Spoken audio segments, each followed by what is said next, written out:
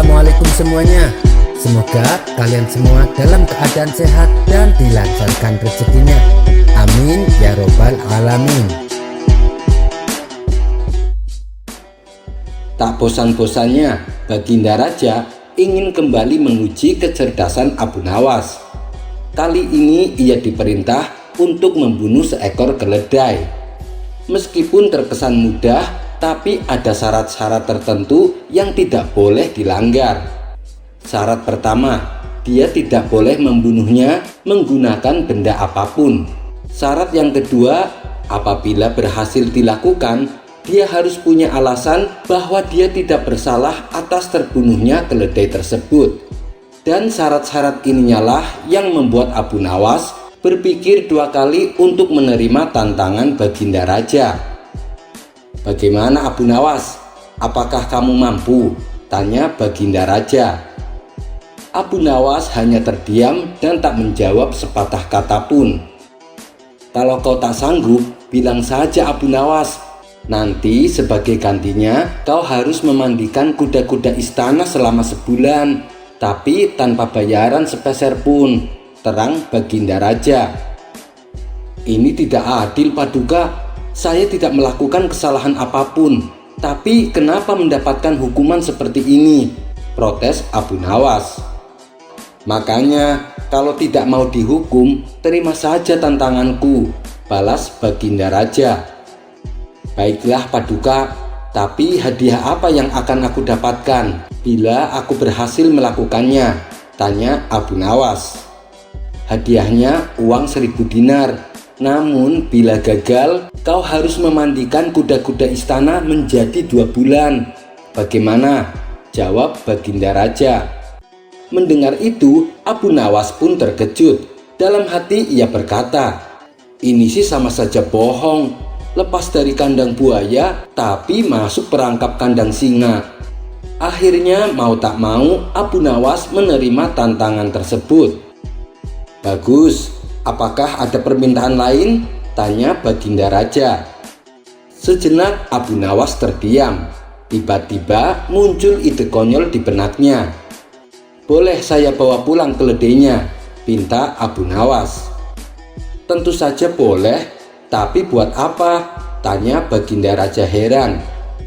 "Saya ingin mengajarkan sesuatu kepadanya," ujar Abu Nawas. Baginda Raja pun menyetujuinya. Maka pulanglah Abu Nawas beserta keledai tersebut. Singkat cerita, setelah 3 hari berlalu, Abu Nawas kembali mendatangi istana. Kemudian Baginda Raja meminta Abu Nawas untuk menjalankan tantangan yang telah diberikan kepadanya. Akan tetapi Abu Nawas malah mengaku bahwa dia telah berhasil mengajari keledainya terbang. Tentu hal itu membuat Baginda Raja tak percaya begitu saja. "Mana mungkin ada keledai bisa terbang? Kau jangan mengada-ada Abu Nawas," ucap Baginda Raja. "Saya serius Paduka. Kalau Paduka mau, saya bisa membuktikannya," balas Abu Nawas. Karena penasaran, Baginda Raja pun setuju. Namun salah satu penasehat istana berkata kepada Baginda Raja, "Ampun Paduka yang mulia, lalu bagaimana dengan tantangannya?" Baginda Raja membalas, "Itu nanti saja. Aku ingin tahu apakah keledai itu benar-benar bisa terbang. Kalau ucapannya bohong, hukumannya akan aku tambah menjadi 2 kali lipat." Kemudian Baginda Raja meminta Abu Nawas untuk membuktikannya. "Ayo Abu Nawas, perlihatkan padaku," perintah Baginda Raja.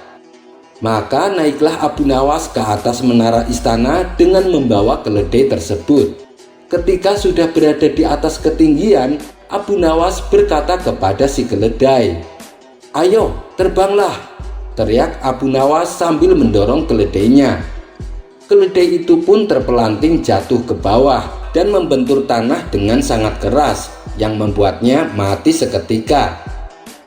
"Gila kau Abu Nawas, lihatlah, keledai itu mati mengenaskan," ucap Baginda Raja.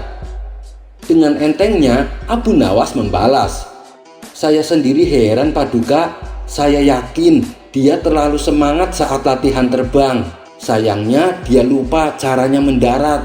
Paduka lihat sendiri kan kalau dia berhasil terbang dari atas menara. Jadi ini bukan kesalahanku Paduka, ujar Abu Nawas. Mendengar itu Baginda Raja tak bisa membantah apalagi menyalahkan Abu Nawas. Lalu bagaimana dengan tantanganmu Abu Nawas? Tanya Baginda Raja. Abu Nawas menjawab, bukankah Paduka juga lihat sendiri bahwa saya berhasil membunuhnya tanpa bantuan alat apapun, dan kematiannya bukanlah kesalahanku. Dia telah terbang tanpa tahu caranya mendarat, jelas Abu Nawas. Baginda Raja hanya bisa geleng-geleng kepala mendengar penjelasan Abu Nawas. Tapi kasihan sekali keledai itu, sesal Baginda Raja. Loh, Paduka gimana sih? Saya kan hanya menjalankan perintah. Ini semua adalah tanggung jawab Paduka. Kenapa juga memberi tantangan yang aneh-aneh? Tegas Abu Nawas.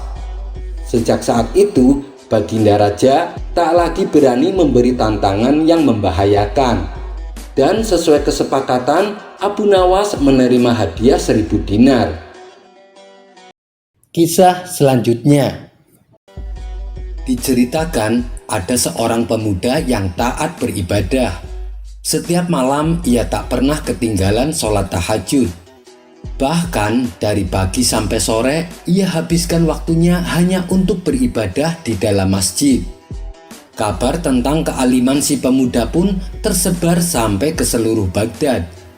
Abu Nawas yang mendengar kabar tersebut penasaran dengan sosok pemuda alim itu. Hingga akhirnya diam-diam Abu Nawas mendatangi masjid di mana si pemuda biasa melakukan ibadahnya. Namun setelah beberapa hari mengamati pemuda itu, Abu Nawas merasakan kejanggalan. Pasalnya si pemuda menghabiskan waktunya hanya untuk beribadah dan tak mau bekerja. Abu Nawas pun lalu menghampirinya. Hai pemuda, engkau habiskan seluruh waktumu hanya beribadah. Lalu dengan cara apa engkau makan? Tanya Abu Nawas. Para warga sudah menjamin kebutuhanku. Mereka selalu memberiku makanan secara bergantian, jawab si pemuda. Bukankah lebih baik kau bekerja supaya kau bisa makan tanpa harus membebani warga? Tutur Abu Nawas. Untuk apa capek-capek bekerja? Dengan menghabiskan waktu untuk beribadah, Allah sudah menjamin kebutuhanku, balas si pemuda. Tapi bukan dengan cara seperti ini. Caramu itu salah, timpal Abu Nawas. Kau berani menyalahkan aku beribadah. Hebat sekali kamu. Sedangkan warga di sini, mereka justru memuliakanku. Dan mereka dengan ikhlas memberiku makanan, tukas si pemuda. Baiklah, lalu apa yang kau harapkan dari ibadahmu itu? Tanya Abu Nawas. Tentu saja aku menginginkan surga, jawab si pemuda. Iya, itu saat di akhirat nanti. Kalau di dunia, apa yang kau harapkan? Tanya Abu Nawas kembali. Dengan ibadahku ini, aku yakin dengan keajaiban Allah. Suatu saat, aku pasti memperoleh kekayaan tanpa harus bekerja. Sehingga aku bisa lebih giat beribadah, jelas si pemuda. Mendengar hal itu, Abu Nawas hanya bisa geleng-geleng kepala. Ia pun pergi meninggalkan si pemuda. Setibanya di rumah, Abu Nawas memikirkan cara untuk menyadarkan si pemuda. Tiba-tiba terbesit di benaknya sebuah ide yang konyol. Esok paginya, ia kembali mendatangi si pemuda. Hai anak muda, kemarin yang kau katakan ada benarnya juga. Kalau kita rajin beribadah, Allah akan memberi keajaiban pada kita. Karena di kebunku tiba-tiba tumbuh pohon uang, tutur Abu Nawas. Si pemuda pun tertegun mendengarnya. Bolehkah aku melihat pohonmu itu? Tanya si pemuda. Tentu saja boleh, bahkan aku berniat memberikannya padamu, ujar Abu Nawas. Benarkah Tuan? Ayo kita ke tempat kebun miliknya Tuan, ajak si pemuda tak sabar. Maka mereka berdua segera berangkat menuju kebun Abu Nawas. Sesampainya di sana, si pemuda tak mendapati pohon uang yang diceritakan oleh Abu Nawas. "Mana pohonnya?" tanya si pemuda. "Itu dia," jawab Abu Nawas sambil menunjuk pohon kurma yang masih kecil. "Itu kan pohon kurma, mana mungkin bisa keluar uang," ujar si pemuda. "Bentuknya memang seperti pohon kurma, tapi nanti kalau sudah besar dan berbuah akan menghasilkan uang," jelas Abu Nawas. "Baiklah, lalu apa yang harus aku lakukan?" tanya si pemuda. "Kau rawat pohon kecil itu supaya menjadi besar. Caranya kau siram air tiap pagi dan sore," jawab Abu Nawas. Sejak saat itulah si pemuda mulai giat bekerja. Di samping ia tekun beribadah, ia juga rajin merawat pohon kurma. Setelah 6 bulan kemudian, pohon kurma itu pun menjadi besar dan berbuah sangat banyak. Akan tetapi si pemuda merasa kecewa dan berkata kepada Abu Nawas, "Anda pembohong, saya sudah capek-capek merawat pohon itu, tapi tak ada uang yang keluar," kata si pemuda merasa kesal. "Bukankah buah kurma itu uang? Kau petik semuanya dan jualah ke pasar," saran Abu Nawas. Karena sudah terlanjur bersusah payah, si pemuda pun melakukan apa yang disarankan. Dan benar saja, setelah semua buah kurmanya laku terjual, ia mendapatkan uang yang lumayan banyak. Seketika rasa kecewa si pemuda terobati. Wajahnya menjadi ceria dan bahagia. "Bagaimana? Apakah kau masih berminat untuk merawat pohon kurma?" tanya Abu Nawas. "Iya Tuan Abu, saya masih berminat," jawab pemuda itu penuh semangat. "Nah, begitu dong. Ibadah tetap harus kita jalankan, tapi kita juga harus bekerja. Rasulullah sendiri selain berdakwah, beliau juga bekerja untuk mencari nafkah. Padahal kalau Rasulullah mau, beliau tinggal berdoa tanpa bekerja, dan apapun keinginan beliau pasti akan dikabulkan. Tapi beliau ingin memberi contoh kepada umatnya bahwa mencari nafkah itu juga hukumnya wajib. Apalagi kalau bekerja diniatkan ibadah, misalnya untuk menafkahi keluarganya, dan selebihnya untuk bersedekah, maka akan mendapatkan 2 keuntungan, yaitu keuntungan secara materi dan juga keuntungan pahala," tutur Abu Nawas. Setelah mendengar penuturan Abu Nawas, si pemuda pun mulai menyadari atas kekeliruannya, dan ia berjanji mulai saat itu ia akan rajin beribadah dan juga rajin bekerja. Kisah selanjutnya. Dikisahkan ada 3 pemuda bersaudara dari negeri Sam. Mereka adalah pemuda soleh yang juga merupakan pasukan perang. Keberaniannya berperang melawan musuh-musuh Allah tak perlu diragukan, karena cita-cita mereka adalah mati syahid. Suatu ketika, saat mereka bertiga ikut perang melawan kerajaan Roma, umat muslim mengalami kekalahan. Akibatnya, ketiga pemuda ini menjadi tawanan kerajaan Roma. Sang raja mengetahui bila ketiga pemuda tersebut merupakan pemuda yang sangat lihai dalam berperang. Sehingga sang raja ingin membujuk mereka agar menjadi prajurit terbaiknya. Maka dipanggillah mereka bertiga untuk dihadapkan kepada sang raja. "Tinggalkan agama kalian dan masuklah ke dalam agama Nasrani. Nanti masing-masing dari kalian akan saya beri kerajaan, dan saya juga akan nikahkan kalian dengan putri-putriku," kata sang raja membujuk mereka. Namun tawaran yang menggiurkan ini ditolak mentah-mentah oleh ketiga pemuda tersebut. "Kami tidak akan pernah meninggalkan agama kami. Ketahuilah, Muhammad adalah nabi kami. Muhammad adalah rasul kami," balas mereka dengan tegas.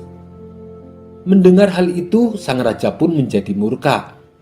Karena telah menolak permintaan sang raja, maka sebagai hukumannya, sang raja memerintahkan kepada para pengawal agar dibawakan 3 belanga yang sangat besar. Dan raja memerintahkan agar belanga itu diisikan minyak ke dalamnya, serta kemudian dinyalakan api di bawah belanga tersebut selama 3 hari 3 malam. Selama 3 hari itu pula, ketiga pemuda tersebut dihadapkan ke arah bengala yang berisi minyak mendidih. Kalau kalian tidak mau meninggalkan agama kalian, kalian nanti akan saya lemparkan ke dalam belanga itu, ancam sang raja. Setelah 3 hari berlalu, tibalah saatnya penentuan nasib mereka bertiga. Hari ini adalah kesempatan terakhir bagi kalian. Tinggalkanlah agama kalian dan masuklah ke dalam agama Nasrani.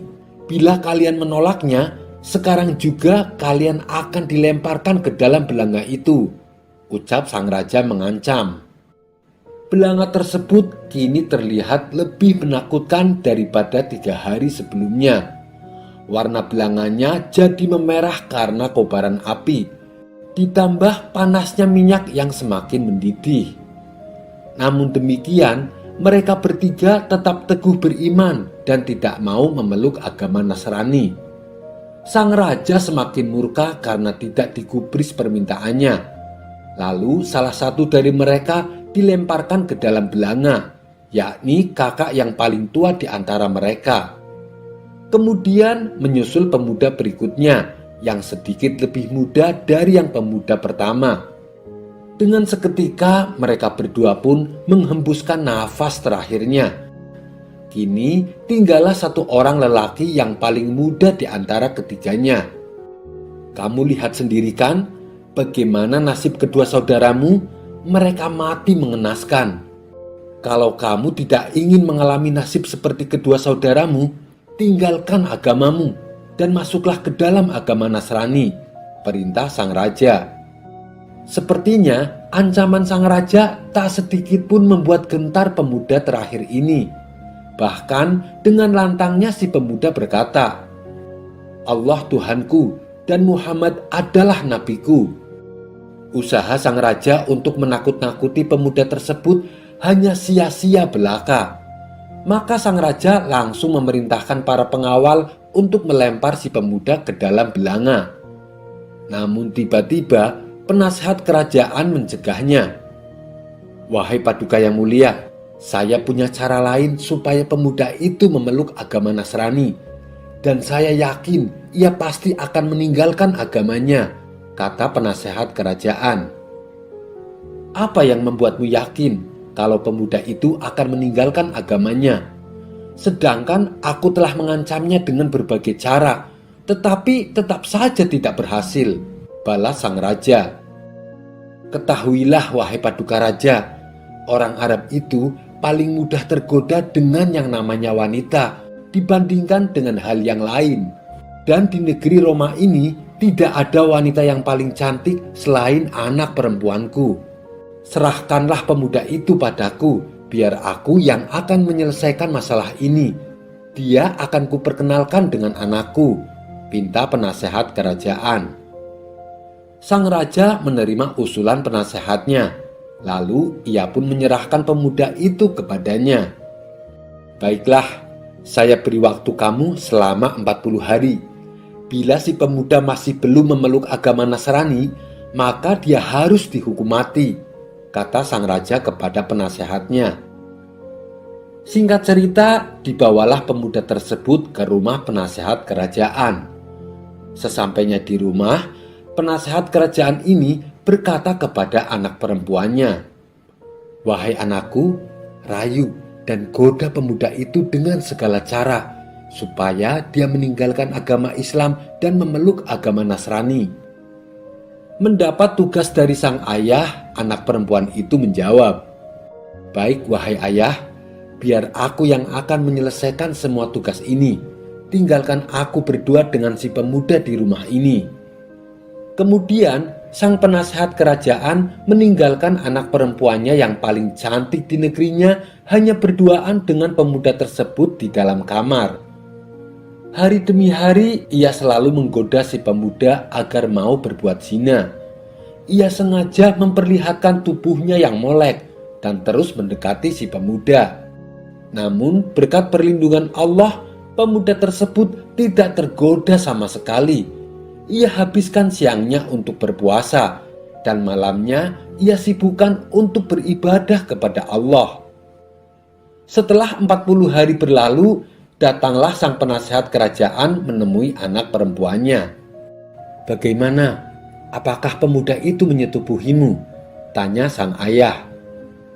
"Wahai ayah, saya sudah berusaha menggoda dan merayunya, tapi pemuda itu tidak memperdulikan aku. Ia malah sibuk beribadah kepada Tuhannya. Mungkin itu dikarenakan karena dia masih trauma atas kehilangan dua saudaranya," jawab anak gadisnya. "Apakah ada solusi lain supaya pemuda itu mau memeluk agama Nasrani?" tanya sang ayah. "Wahai ayah, aku punya sebuah rencana. Mintalah tambahan waktu kepada sang raja dan tempatkan aku bersamanya di sebuah tempat yang tidak berada di negeri ini," ujar anak gadisnya. "Kenapa harus menetap di negeri lain?" tanya sang ayah heran. "Karena hanya dengan cara seperti itu, trauma yang dialami si pemuda akan menghilang dan aku akan dengan mudah menggodanya," jawab anak gadisnya. Rencana tersebut disetujui oleh ayahnya selaku penasehat kerajaan. Ia lalu menghadap sang raja untuk meminta tambahan waktu dan menyampaikan rencana anak gadisnya. Sang raja pun menyetujui rencana tersebut. Maka pemuda tawanan raja dan perempuan cantik tersebut akhirnya dibawa ke sebuah negeri yang berbeda dari tempat sebelumnya dan menetap di sana. Namun lagi-lagi perempuan cantik itu kewalahan menggoda si pemuda. Si pemuda tetap saja menyibukkan hari-harinya dengan beribadah kepada Allah. Si pemuda sama sekali tidak tergoda oleh kecantikan dan kemolekan tubuh perempuan tersebut. Sementara tambahan waktu yang diberikan sang raja kini tinggal beberapa hari lagi. Sedangkan misinya untuk menggoda si pemuda masih mengalami jalan buntu.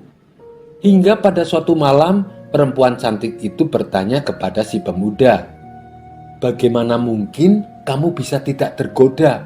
Padahal aku wanita paling cantik di negeriku." Pemuda soleh itu menjawab, "Semua atas pertolongan Allah. Sesungguhnya aku hanyalah hamba yang lemah." Mendengar penjelasan tersebut, perempuan cantik itu merasa tertegun. Kemudian perempuan itu kembali berkata, "Seandainya bukan karena pertolongan Tuhanmu, sudah pasti engkau akan berbuat zina denganku. Ajarilah aku tentang Islam, bimbinglah aku untuk memeluk agama Islam, dan izinkan aku untuk menjadi istrimu," pinta perempuan tersebut. Akhirnya perempuan cantik itu mendapat hidayah Allah. Ia lalu dituntun membaca 2 kalimat syahadat oleh si pemuda dan menerimanya sebagai seorang istri. Sekarang kita pikirkan bagaimana caranya supaya kita bisa melarikan diri dari ayahku dan sang raja, kata perempuan cantik tersebut. Kemudian perempuan itu mengambil kuda yang bisa untuk ditunggangi mereka berdua dan mereka pun melarikan diri.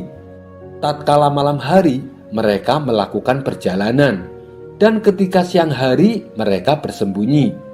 Hingga pada suatu malam ketika mereka tengah dalam perjalanan, mereka mendengar ada suara kuda di depan mereka. Betapa terkejutnya mereka berdua karena yang menghampiri mereka adalah 2 saudara si pemuda yang telah meninggal. Maka pemuda tersebut mengucapkan salam kepada kedua saudara kandungnya itu. Mereka saling bertanya kondisinya masing-masing. "Apa yang terjadi, wahai saudaraku?" tanya si pemuda kepada kedua saudaranya yang telah meninggal. "Tidak ada yang terjadi selain yang engkau lihat, yaitu dicelupkan kami ke dalam belanga yang sangat panas. Ketika kami dicelupkan, kami langsung berada di dalam surganya Allah. Lalu Allah menghadirkan kami ke sini di hadapanmu, wahai saudaraku, supaya kami bisa menyaksikan pernikahan antara engkau dengan wanita ini." Maka menikahlah pemuda dan perempuan cantik tersebut dengan disaksikan kedua saudaranya. Setelah itu, kedua saudaranya pun hilang dalam sekejap, dan kedua mempelai pengantin menetap di negeri Sam hidup sebagai suami istri. Kisah ini terdapat dalam kitab Irsyadul Ibad. Ada kisah yang tidak kalah menarik, yaitu tentang seorang pemuda soleh dan wanita pelacur.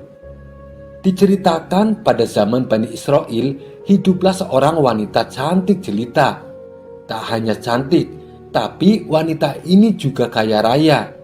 Namun sayang, kekayaan yang ia dapatkan hasil dari menjual diri, yaitu sebagai pelacur. Setiap hari pintu rumah wanita ini selalu terbuka lebar, sedangkan dirinya duduk terlentang di atas ranjang tepat di depan pintu rumahnya. Hal ini ia lakukan untuk menggoda setiap lelaki yang berjalan melewati depan rumahnya. Tentu saja dengan kecantikan dan kemolekan tubuhnya membuat para lelaki banyak yang tergoda dan ingin melampiaskan hasrat nafsu birahinya. Tapi mereka harus membayar 10 dinar manakala ingin menggauli wanita pelacur tersebut. Suatu hari, seorang pemuda ahli ibadah melewati rumah pelacur wanita itu. Tanpa sengaja, dia melihat rumah yang terbuka. Hati pemuda itu pun hanyut oleh kecantikan wanita tersebut, hingga terbesit ingin menggaulinya. Namun, ia segera menepis keinginan tersebut.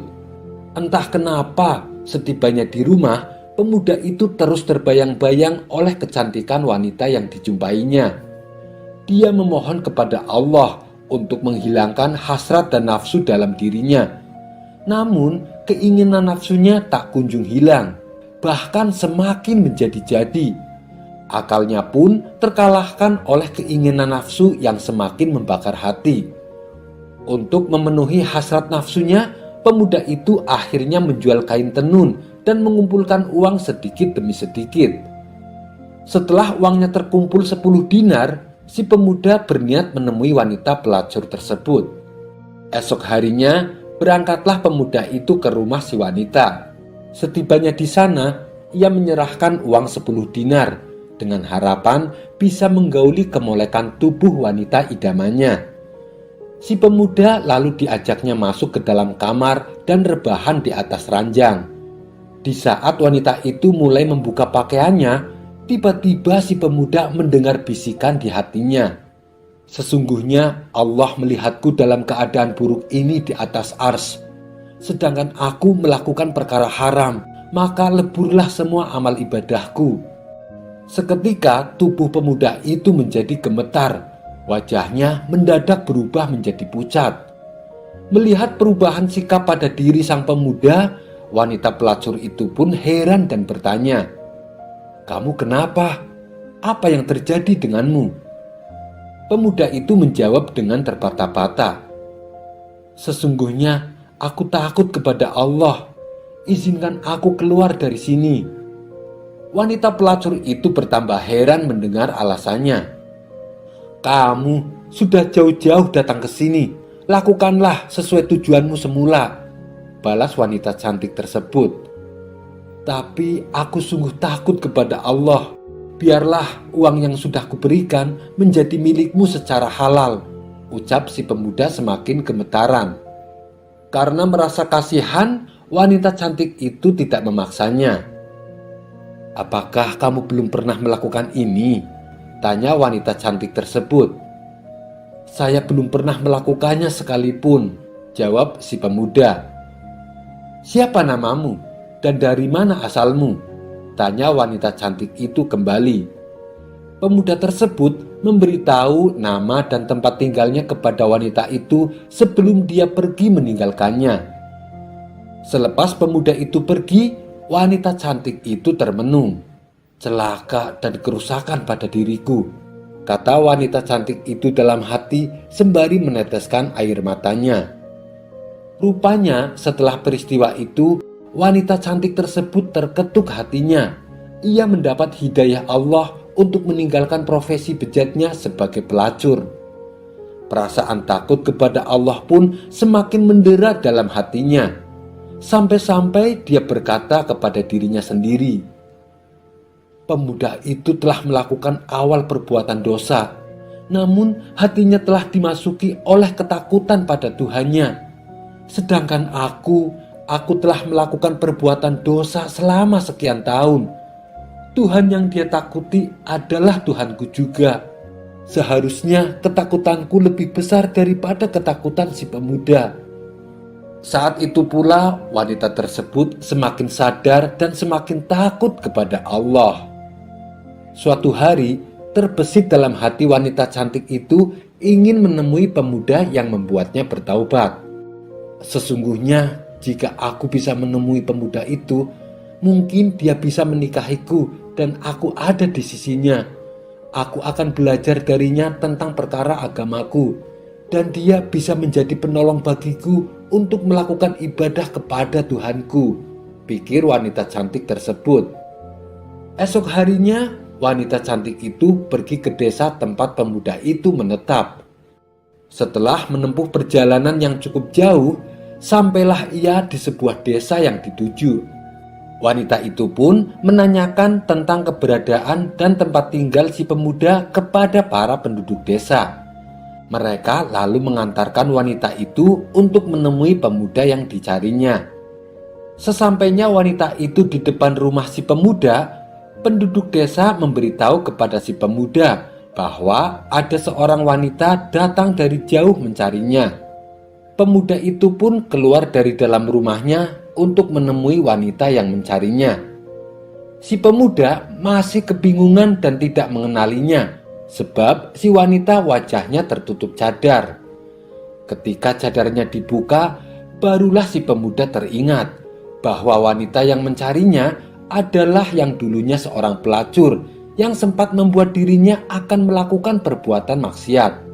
Si pemuda tiba-tiba menjerit keras, kemudian tubuhnya jatuh tersungkur ke tanah dan meninggal saat itu juga. Setelah proses pemakaman selesai, wanita cantik itu terlihat sedih. Dia datang jauh-jauh untuk tujuan baik demi menemui pemuda soleh. Namun di saat itu juga ia harus kehilangannya. Kemudian wanita tersebut bertanya kepada para penduduk, apakah si pemuda memiliki saudara yang membutuhkan istri? Para penduduk desa pun menjawab bahwa si pemuda memiliki seorang saudara yang juga soleh. Akan tetapi saudaranya ini hidup sengsara dan tidak memiliki harta.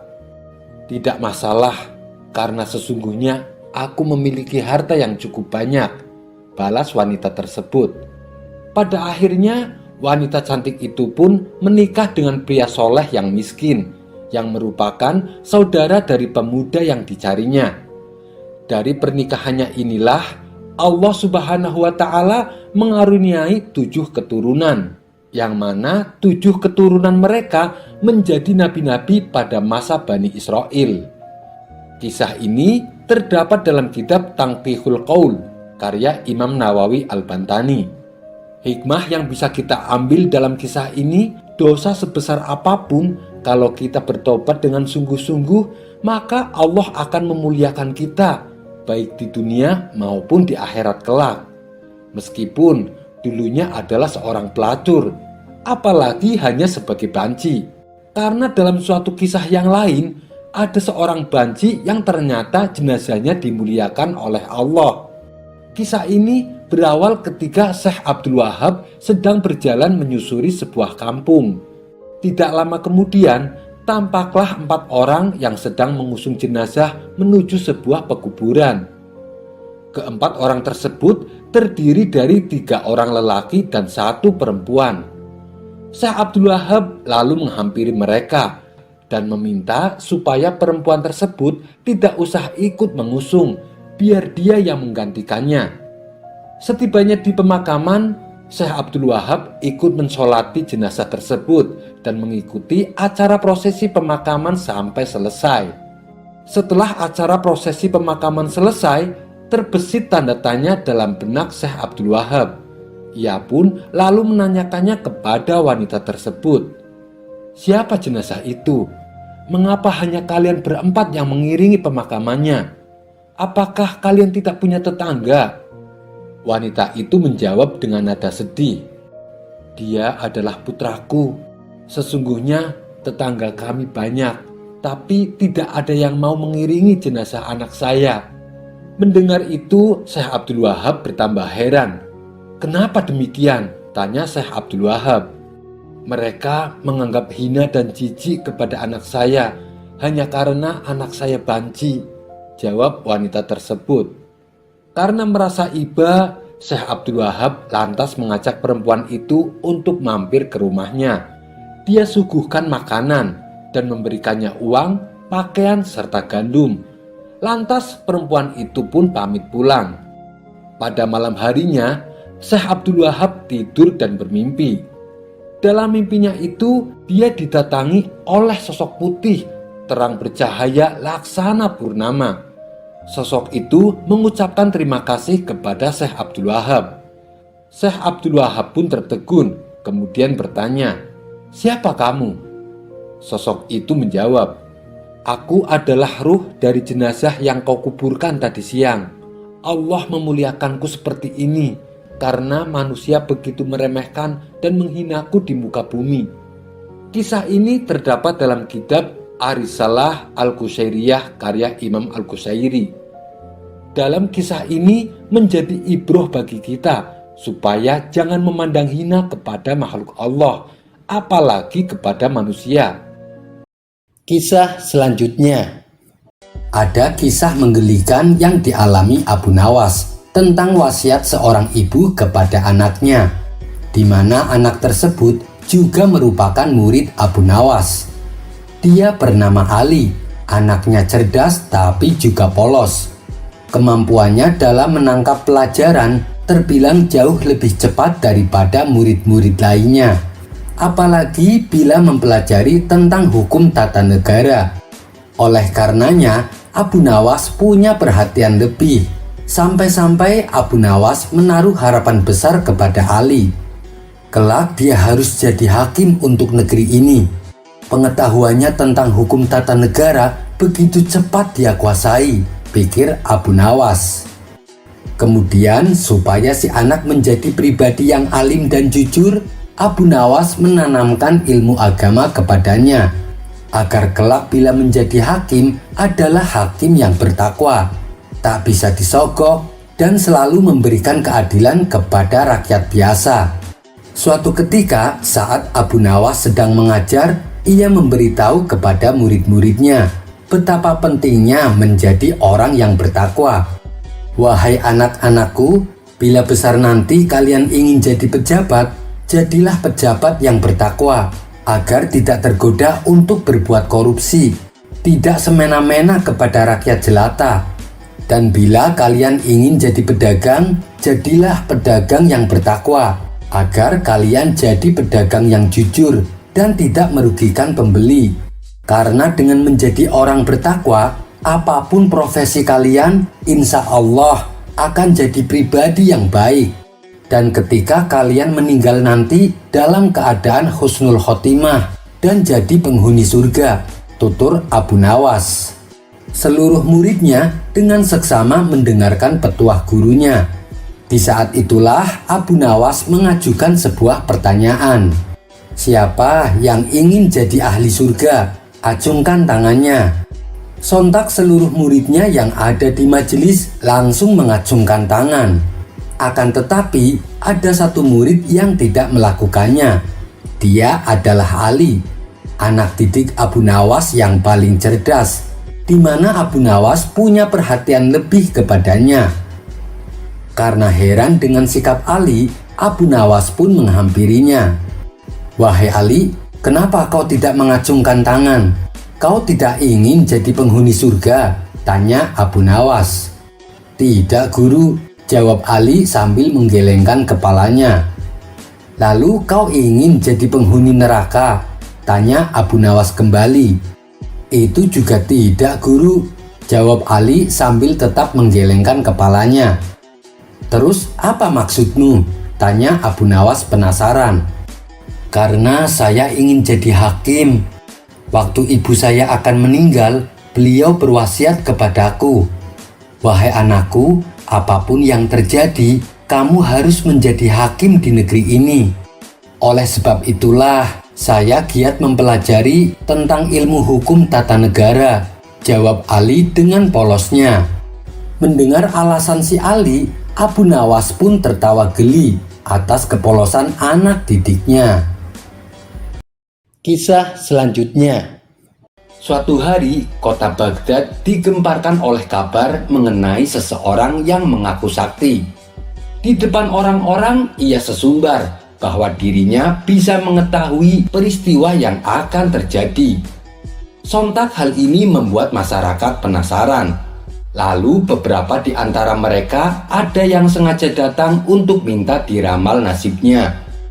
Dengan ekspresi layaknya orang sakti, ia memberitahu kepada pasiennya tentang nasib yang akan terjadi di kemudian hari. Orang yang mengaku sakti ini cukup pintar mengolah kata.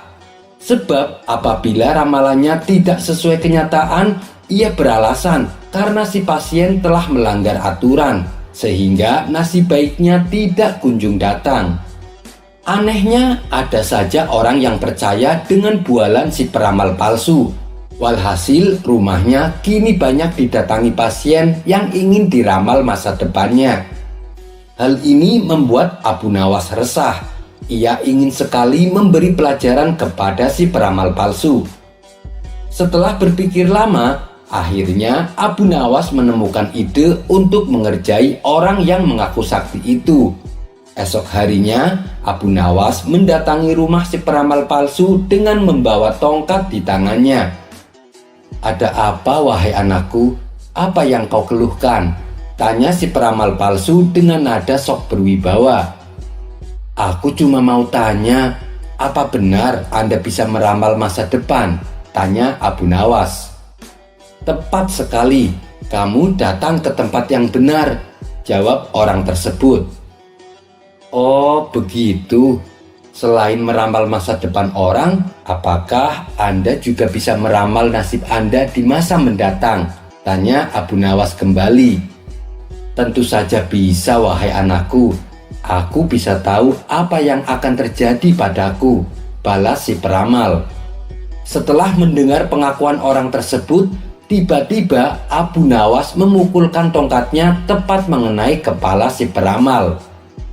"Aduh, kenapa kau memukulku?" tanya si peramal kesakitan. "Tadi katanya Anda bisa tahu apa yang akan terjadi pada diri Anda. Seharusnya sebelum saya pukul, Anda sudah menghindar. Berarti Anda pembohong," ujar Abu Nawas. "Tidak, wahai anakku.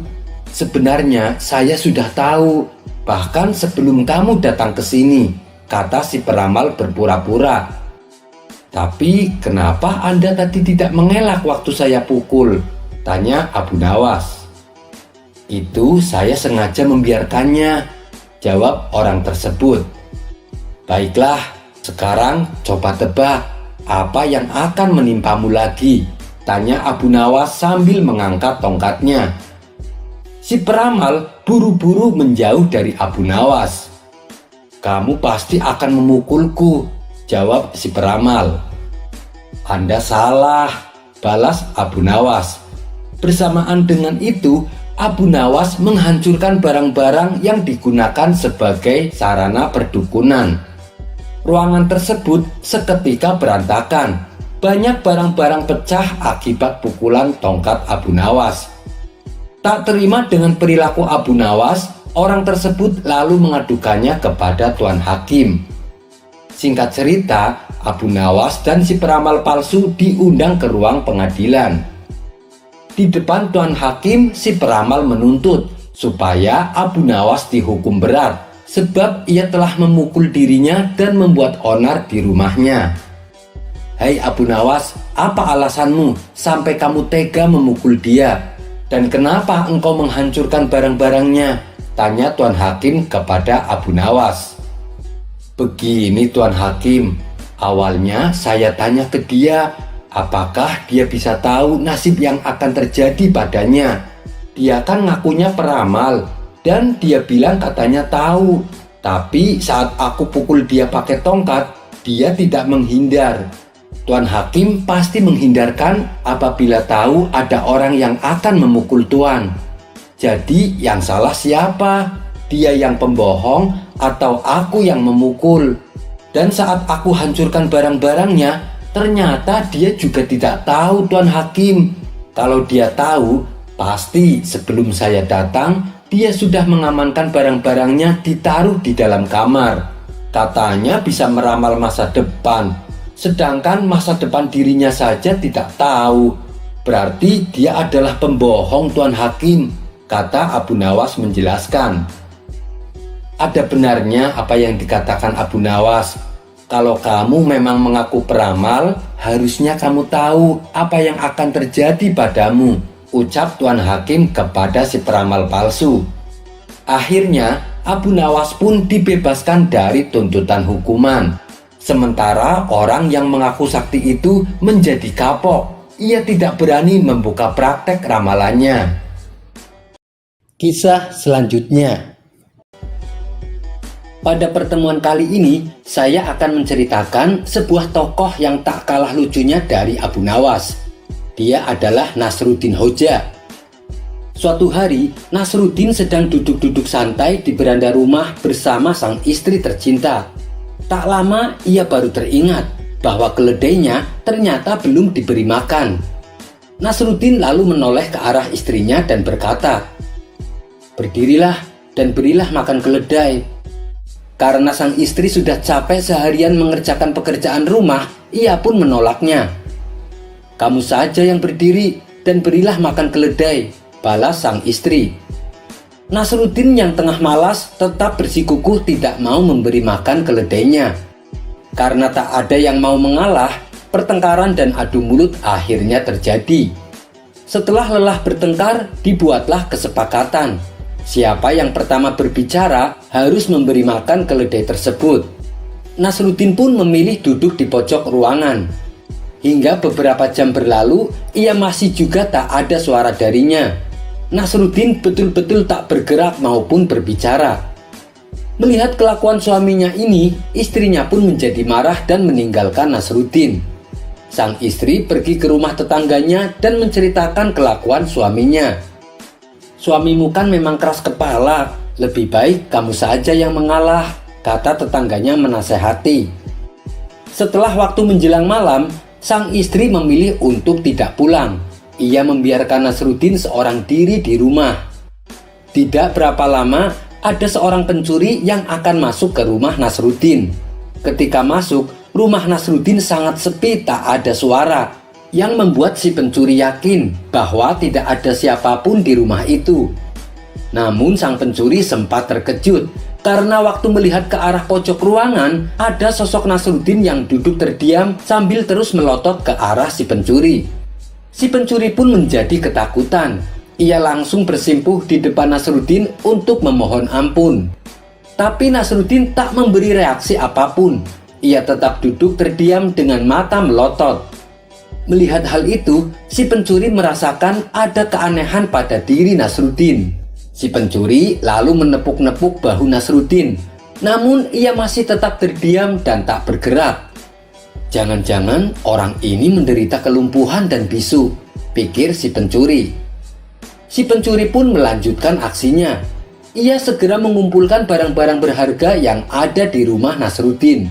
Sampai pada akhirnya, si pencuri mengambil sorban di atas kepala Nasruddin untuk mengetes apakah Nasruddin dapat berbicara atau tidak. Ternyata Nasruddin masih juga tidak bergerak. Ia betul-betul diam 1000 bahasa, seperti orang yang baru dikutuk jadi batu. Diuntungkan dengan kondisi yang demikian, si pencuri juga mengambil sorban Nasruddin serta mengambil semua barang-barang berharga. Si pencuri lantas kabur dengan membawa barang curiannya. Tidak lama berselang, masuklah tetangga Nasruddin dengan membawa semangkok sop yang panas. Melihat Nasruddin duduk dan tidak bergerak, tetangganya pun berkata, "Aku diutus istrimu untuk membawakan sop ini, karena saat ini kamu pasti sedang lapar." Namun, Nasruddin masih saja tidak mau berbicara. ia malah menunjuk kepalanya sendiri agar tetangganya mengerti bahwa ia sudah kehilangan sorbannya dan rumahnya juga baru saja kemalingan. Tetapi tetangganya tersebut tidak mengerti dengan maksud Nasruddin. Ia mengira Nasruddin menyuruhnya untuk meletakkan sop tersebut di atas kepalanya. Saat tetangganya menaruh mangkok di atas kepala Nasruddin, tentu saja sop mangkoknya langsung terjatuh dan bertetesan mengenai wajah, dagu, hingga badannya Nasruddin. Walaupun seluruh tubuhnya sudah basah dan belepotan, Nasruddin tetap saja diam dan tak bicara.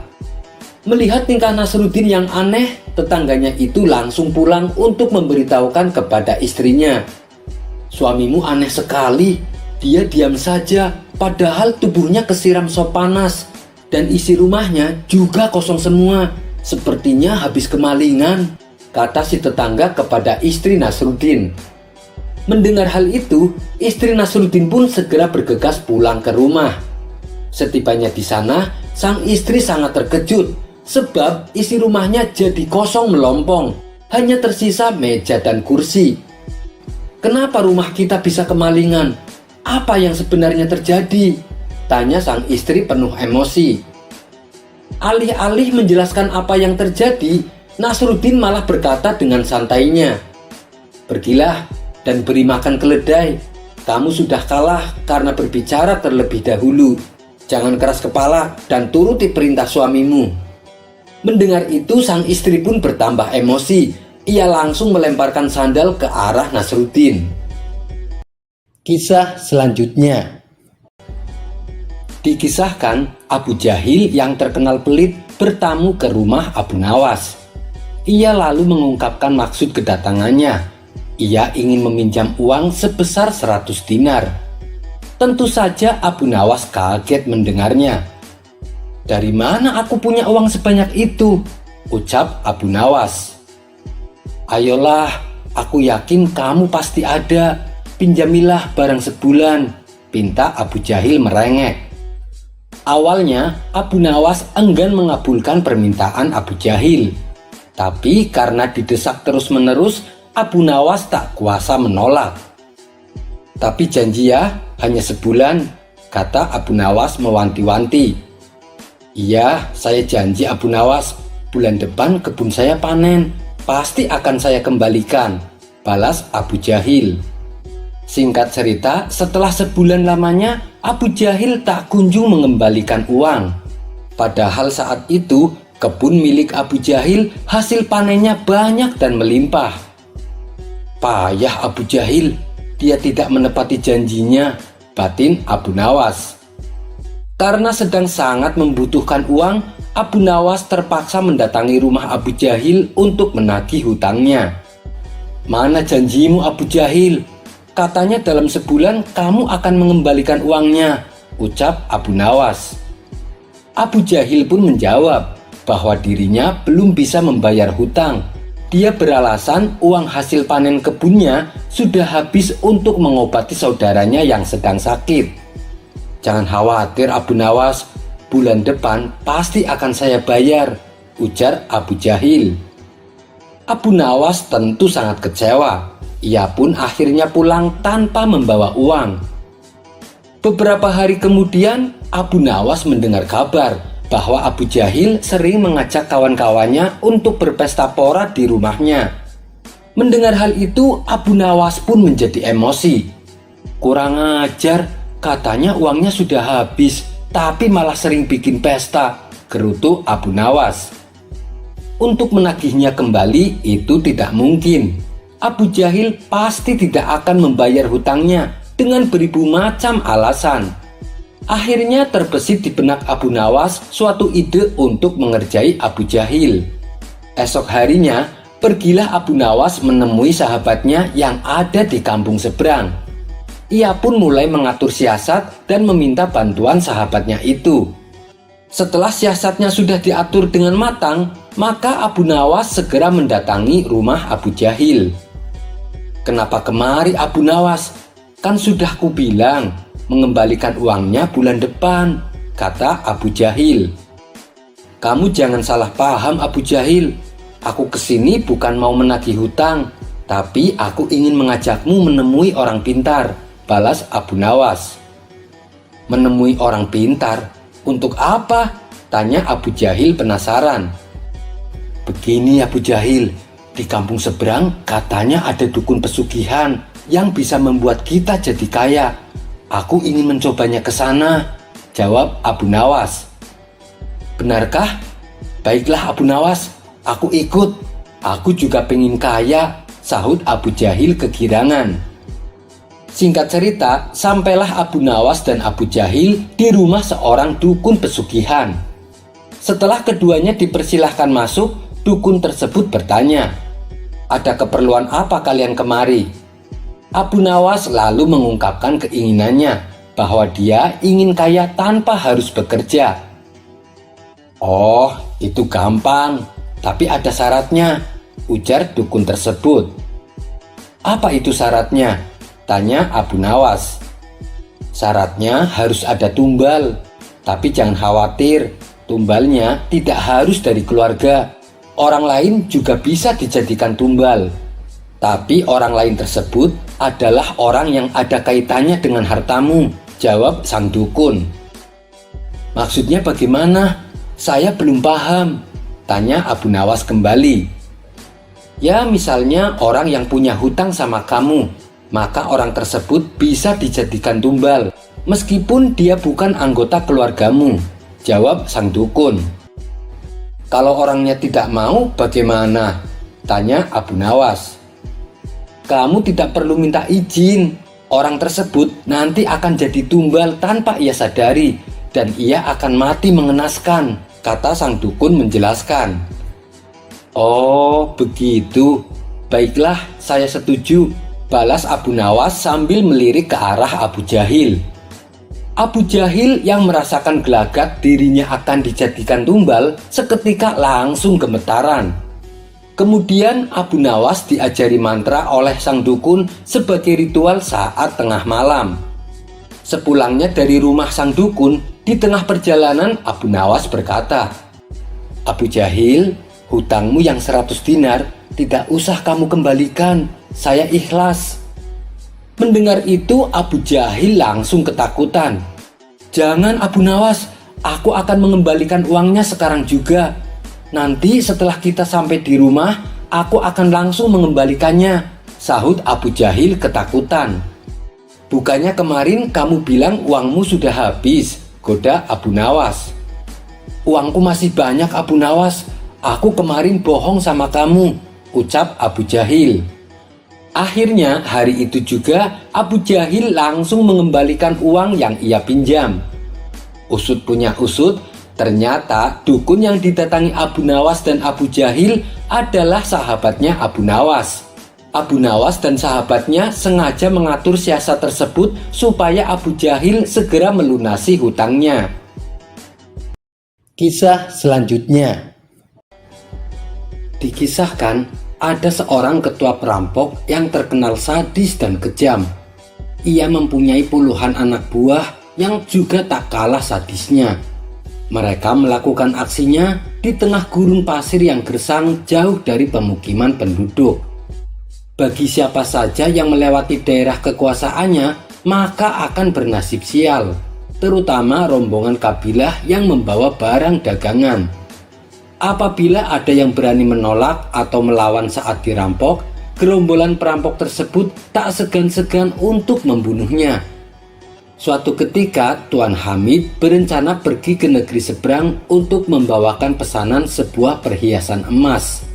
Namun, Tuan Hamid ragu untuk melakukannya, sebab ia harus melewati gurun pasir yang merupakan kawasan komplotan perampok sadis tersebut. Ia pun bingung dengan situasi yang dialaminya, sementara ia juga harus mengirimkan emas pesanan secepatnya. Setelah merenung agak lama, terlintas di benaknya sosok Abu Nawas. "Semoga saja dia bisa membantuku," pikir Tuan Hamid. Ia pun lantas pergi menemui Abu Nawas. Sesampainya di rumah Abu Nawas, Tuan Hamid lalu mengungkapkan permasalahannya. "Wahai Abu Nawas, saya bingung dengan situasi yang sedang aku alami. Barangkali kamu bisa membantuku," pinta Tuan Hamid. "Masalah apa yang membuatmu bingung?" tanya Abu Nawas. "Begini Abu Nawas, besok aku harus mengirimkan perhiasan emas ke negeri seberang. Tapi aku takut karena harus melewati gurun pasir yang merupakan kawasan komplotan perampok sadis. Karena yang aku dengar, siapapun yang melewati daerah itu pasti hartanya dirampok sampai ludes. Kalau menolak akan dibunuh," ujar Tuan Hamid. "Menurutmu apa yang harus aku lakukan?" tanya Tuan Hamid. Sejenak Abu Nawas terdiam. Dalam hati ia berkata, "Mereka memang perampok yang sadis. Yang aku dengar tidak ada yang bisa selamat melewati daerah itu kecuali dengan pertolongan Allah." "Ya sudah, begini saja Tuan Hamid. Saya akan membantumu. Biarkan aku yang melakukan tugas itu," ucap Abu Nawas. "Maksudmu kamu yang akan mengantarkan emasnya?" tanya Tuan Hamid. "Benar Tuan Hamid, itu pun kalau Tuan mengizinkan," jawab Abu Nawas. "Tentu saja Abu Nawas, saya justru malah berterima kasih. Kalau kamu berhasil menjalankan tugas ini, kamu akan saya kasih hadiah," balas Tuan Hamid kegirangan. Singkat cerita, berangkatlah Abu Nawas membawakan emas Tuan Hamid. Dia ikut rombongan kabilah besar yang sama-sama menuju ke negeri seberang. Saat tengah malam tiba, sampailah mereka di tengah gurun pasir yang merupakan daerah komplotan perampok sadis. Dari kejauhan, Abu Nawas melihat ada gubuk kecil yang dihuni oleh satu orang. Maka terlintaslah di benaknya sebuah ide untuk menyelamatkan emas yang dibawanya. "Sebelum dihadang para perampok, lebih baik aku titipkan emas ini kepada orang penghuni gubuk itu," pikir Abu Nawas. Ia pun segera memisahkan diri dari rombongan berjalan menuju gubuk tersebut. "Kawan, bolehkah saya menitipkan barang ini sebentar?" tanya Abu Nawas. Orang penghuni gubuk itu menjawab, "Oh, silahkan, taruh saja di dalam." Setelah menitipkan emas, Abu Nawas lalu mengejar rombongannya dan kembali berjalan bersama para kabilah. Tidak lama kemudian, tiba-tiba komplotan perampok muncul menghadang dengan pedang terhunus di tangannya. "Serahkan semua barang-barang kalian, jangan ada yang tersisa. Bila kalian melawan atau menolak, kami tak segan-segan membunuh kalian," ancam komplotan perampok. Rombongan kabilah ini pun terpaksa memberikan semua hartanya karena ketakutan akan dibunuh. Sedangkan Abu Nawas yang tak membawa apapun hanya digeledah dan luput dari aksi perampokan. Ketika semua barang dan harta berhasil didapatkan, komplotan perampok ini lalu pergi meninggalkan Abu Nawas dan rombongannya. "Alhamdulillah, emas yang kubawa bisa selamat," ucap Abu Nawas dalam hati. Kemudian Abu Nawas berniat ingin kembali mendatangi gubuk tempat di mana ia menitipkan emasnya. Setibanya di sana, terlihat komplotan perampok yang tadi beraksi berada di gubuk yang akan ia datangi. "Celaka, ternyata aku salah. Orang yang aku titipi emas justru dialah ketua perampoknya," kata Abu Nawas kecewa. Saat ia hendak pergi berpaling, dari kejauhan si ketua perampok melihat kehadiran Abu Nawas. "Hai Tuan, kemarilah, jangan takut," teriaknya. Sesaat Abu Nawas ragu dengan tawaran ketua perampok tersebut. "Kalaupun aku lari, aku pasti akan mudah ditangkap mereka dan bisa-bisa aku dibunuhnya. Lebih baik aku datangi saja. Hanya kepada Allah aku meminta perlindungan," ucap Abu Nawas dalam hati. Lalu Abu Nawas memberanikan diri menghampiri mereka. "Tuan mau mengambil barang titipan Tuan?" tanya ketua perampok. "Benar, saya kesini berniat untuk mengambilnya," jawab Abu Nawas. "Ambillah dan segera tinggalkan tempat ini," ucap ketua perampok. Abu Nawas sempat terkejut dan heran dengan ucapannya. Tak ingin membuang waktu, Abu Nawas segera mengambil emas titipannya dan pergi meninggalkan tempat itu. Saat Abu Nawas berjalan menjauh, Sayup-sayup ia mendengar percakapan para komplotan perampok tersebut. "Kenapa Tuhan membiarkan orang asing itu mengambil hartanya?" tanya salah satu anak buahnya. Sang ketua perampok menjawab, "Orang asing itu telah mempercayaiku, seperti aku mempercayai Allah akan menerima taubatku suatu saat nanti. Aku hargai kepercayaan orang asing itu, agar Allah menghargai kepercayaanku pula." Mendengar hal itu, barulah Abu Nawas tahu bahwa sebenarnya si ketua perampok adalah orang yang ingin bertaubat. Sekian dulu perjumpaan kita kali ini. Sampai bertemu lagi di kisah selanjutnya. Terima kasih yang sudah subscribe dan setia menonton channel ini. Wassalamualaikum warahmatullahi wabarakatuh.